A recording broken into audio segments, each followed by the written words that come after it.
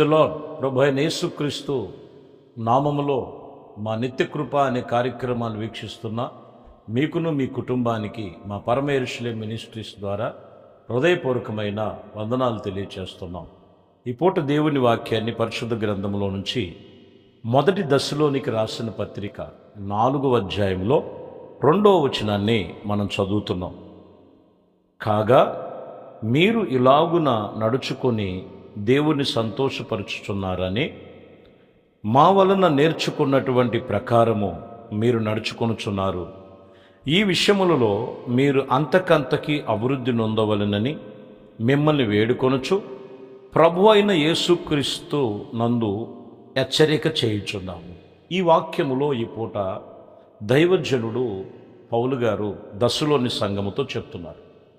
ఈ వాక్యములో మా దగ్గర సంఘములో చేర్చబడిన వారు దేవుని యొక్క నడతలో, ఆత్మీయతలో, ప్రార్థనలో, మరి దేవుని యొక్క అంతకంతకు అభివృద్ధి పొందే విషయంలో వాటి విషయములన్నీ జ్ఞాపకం చేసుకొనుచు చివరి మాట, ప్రాముఖ్యమైన మాట, ప్రభు అయిన యేసుక్రీస్తునందు హెచ్చరిక చేయించున్నాం. ఈరోజు హెచ్చరిక అనేది చాలా చాలా దేవుడు మనకి నేర్పిస్తున్నటువంటి ఈ హెచ్చరికలకు ఎవరైతే లోబడి ఉంటారో వారికి దేవుడు చేసే ప్రతి కార్యాలు పొందుకుంటారు. కొంతమంది హెచ్చరిక లేని భక్తి, దిద్దుబాటు లేని భక్తి. హెచ్చరిక చేస్తున్నారంటే నువ్వు ఆత్మీయతలో బలహీన పడిపోతున్నావు అని చెప్తున్నాడు అక్కడ దైవజనుడు పౌలు. ఈరోజు మనం సంఘానికి వెళుతున్నామని కాదు, దేవుడు ప్రతి హెచ్చరికను కూడా ఎందుకు హెచ్చరిక చేస్తున్నాడు అనేది మనము చాలా జాగ్రత్తగా మనం పరిశోధన చేయాలి. యెజ్కేలు గ్రంథములో 3వ అధ్యాయము 17వ వచనములో ఇదిగో నరపుత్రుడా అని ఆయన ప్రస్తావన చేస్తూ వాక్యం అక్కడ మనకి 17లో చదువుతున్నాం. 3:17 నరపుత్రుడా, ఇజ్రాయేలుకు కావలిగాను నేను నిన్ను నియమించుచున్నాను కాబట్టి నీవు నా నోటి మాటను ఆలకించి నేను చెప్పినదంతను దాన్ని బట్టి వానికి హెచ్చరిక చేయి. ఏమి హెచ్చరిక చేయమంటున్నాడు ఇప్పుడు?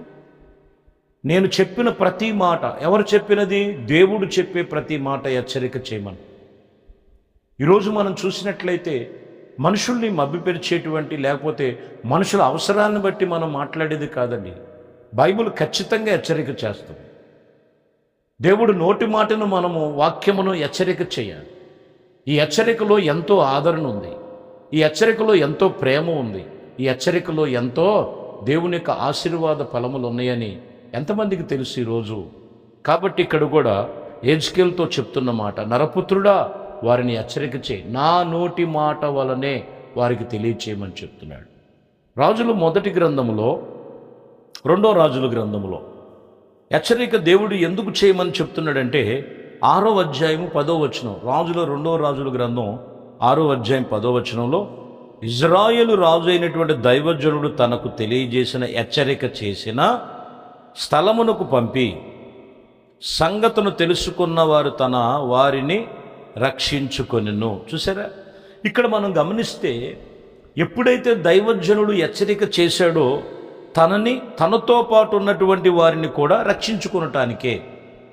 కొన్ని అపాయాలు ఉన్నాయి, కొన్ని నష్టాలు ఉన్నాయి, కొన్ని బాధలు ఉన్నాయి లోకములో. దేవుడి మాట వినండి, దేవుడి మాటకు లోబడండి, దేవుని యందు మీరు భయభక్తులు కలిగి ఉండండి అని హెచ్చరిక చేస్తున్నారు దేవుడు. కొందరు దేవుడి మాటను తోసేస్తారు, మనుషుల మాటకు ప్రాధాన్యత ఇస్తారు.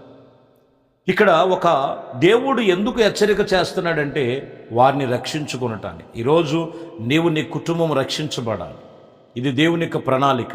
నీవు నీ కుటుంబం రక్షించబడాలి, నీవు నీ కుటుంబము దేవుని పిల్లలుగా ఆయన రాకడ వరకు నువ్వు సిద్ధపడాలని బైబిల్ చెప్తుంది. హెచ్చరిక చేసేది నిన్ను నీవు రక్షించుకొనటానికి.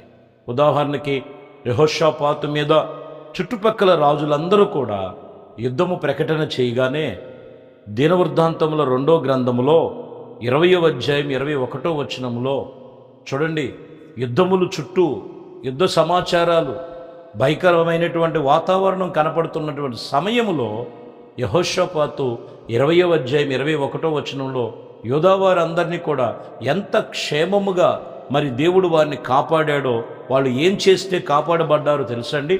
వాక్యం చెప్తున్న మాట మనం చూసినట్లయితే మరియు అతడు జనులను హెచ్చరిక చేసెను. తర్వాత యెహోవాను స్తుతించుటకును గాయకులను ఏర్పరిచి వారు పరిశుద్ధ అలంకారములను ధరించుకొని సైన్యములకు ముందర నడిచి యెహోవా కృప నిరంతరముండునని ఆయన స్తుతించుచూ ఉండిరి, ఆయనకు స్తోత్రములు చెల్లించుచూ వచ్చిరి. వారు అలాగ నియమించారు. చూశారు, యెహోషాపాతు ఏం హెచ్చరిక చేయమన్నాడండి? ఏం హెచ్చరిక చేశాడు యూదా వారికి? ముందు మొట్టమొదటిగా దేవుని పరిశుద్ధ నామమును గణపరచటానికి, దేవుని పరిశుద్ధ అలంకారమును ధరించుకొనటానికి, దేవుని పరిశుద్ధమైన ఆయన కీర్తిని ఆరాధన చేయటానికి గాయకులను నియమించినట్లుగా రాయబడదు. ఒక సమస్య వస్తే, ఒక కష్టం, ఒక ఇబ్బందులు కలిగితే ఈరోజు మనుషుడు ఏమైపోతున్నాడంటే ప్రచ్ఛన్న మార్గము లోకం వైపు చూస్తున్నారు.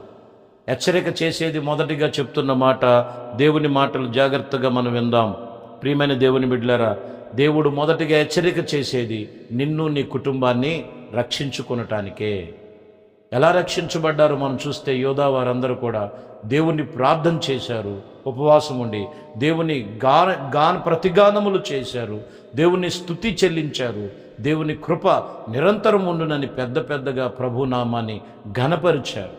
అందువలన వారు ఆ యొక్క పరిస్థితుల్లో నుంచి అన్నీ కూడా తప్పించబడ్డారు. ఈరోజు నీ జీవితంలో కొన్ని కష్టాలు, శ్రమలు కలుగుతున్నాయి. దేవుని స్తుతించగలుగుతున్నావా? అన్నీ బాగున్నప్పుడు కాదు, కష్టాలు శ్రమల్లో ఉన్నప్పుడు హెచ్చరిక చేస్తున్నాడు. దేవుణ్ణి ఎక్కడైనా మర్చిపోయావేమో, దేవుణ్ణి ఎక్కడైనా విడిచిపెట్టావేమో, ప్రార్థన విడిచిపెట్టావేమో ఒక్కసారి జ్ఞాపకం చేసుకొని మొదటిగా హెచ్చరిక చేసేది నిన్ను నీ కుటుంబాన్ని రక్షించుకొనటానికే ప్రభు నిన్ను హెచ్చరిక చేస్తాడు. ఇది మాత్రమో ఖచ్చితముగా దేవునితో నిబంధన చేసుకోవాలి.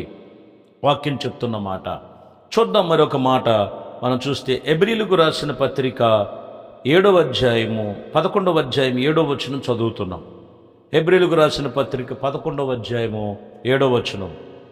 విశ్వాసమును బట్టి నోవాకు ఆ దినము వరకు చూడని సంగతులను గూర్చి దేవుడి చేత హెచ్చరించబడి భయభక్తులు గలవాడై తన ఇంటి వారి రక్షణ కొరకు ఒక ఓడను సిద్ధపరిచెను.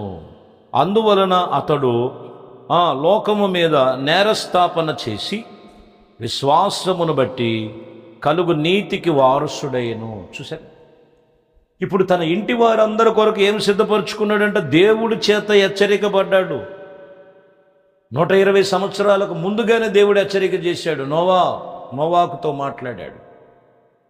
ఇదిగో రాబోతున్నటువంటి ఉగ్రత ఇది, నా పనిగా నువ్వు చేయమని చెప్పినప్పుడు నోవాకు ఇచ్చినటువంటి భార్య, తనకిచ్చినటువంటి పిల్లలు, తనకిచ్చిన కోడలు, వారందరూ కూడా ఏం చేశారంట? తన ఇంటి వారి రక్షణ కొరకు వాడని సిద్ధపరచు. దేవుడు మాటను బట్టి, దేవుడు చెప్పిన హెచ్చరికను బట్టి ఈరోజు మనం చూస్తున్నాం కొన్ని సూచనలు. ప్రకృతిలో వైఫల్యాలు కలుగుతున్నాయి, భూమిలో వైఫల్యాలు కలుగుతున్నాయి, మనుషుల్లో కొన్ని విభేదాలు మారిపోతున్నాయి. ఇవన్నీ హెచ్చరికలే, ప్రభు రాకడగా మనం సిద్ధపడుతున్నటువంటి విషయంలో. కాబట్టి దేవుడు ఎందుకు హెచ్చరిక చేస్తున్నాడంటే నీవును నీ కుటుంబాన్ని రక్షణ కొరకు, రక్షించబడినటువంటి నీవు సిద్ధపాటు కలిగి ఉండాలి.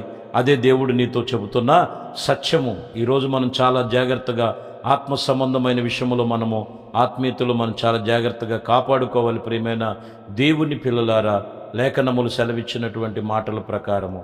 కాబట్టి వాక్యం ఇక్కడ మనకు తెలియచేస్తున్నటువంటి మాట చివరిగా 1 పేతురు రాసినటువంటి పత్రిక 3వ అధ్యాయము 20వ వచనాన్ని మనం చదివితే, దేవుడు దీర్ఘశాంతమును ఇంకను కనిపెట్టుచున్నప్పుడు పూర్వము నోవాకు దినములలో వాడ సిద్ధపరచబడినట్లుగా అవిధేయులైనటువంటి వారి యొద్దకు, అనగా చెరలో ఉన్న ఆత్మల యొద్దకు ఆయన ఆత్మస్వరూపిగాను వెళ్ళి వారికి ప్రకటన చేసెను.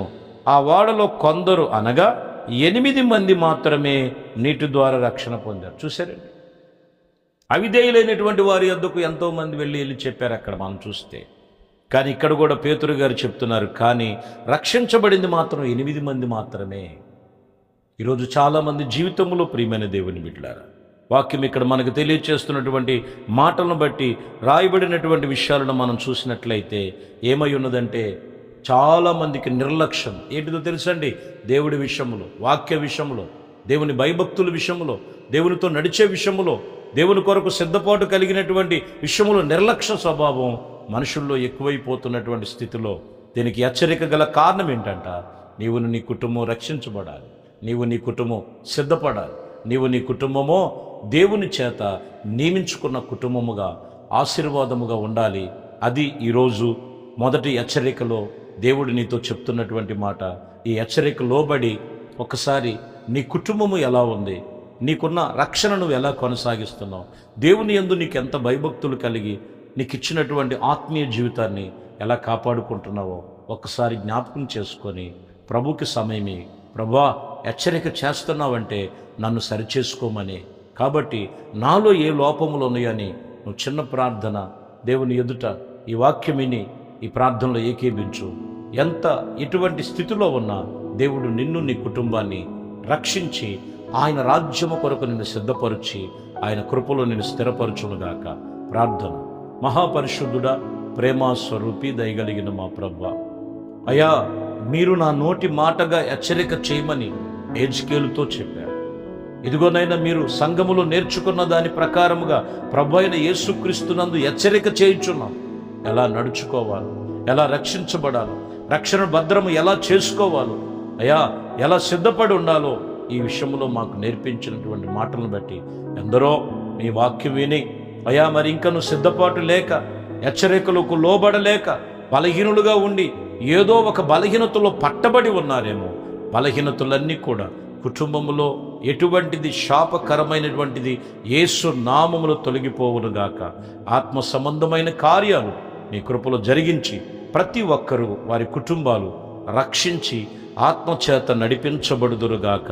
యేసు క్రీస్తు పరిశుద్ధ నామంలో ప్రార్థించి వేడుకొనుచున్నాము తండ్రి. ఆమేన్. ప్రభు మిమ్మల్ని దీవించి ఆశీర్వదించునుగాక. ఆమేన్.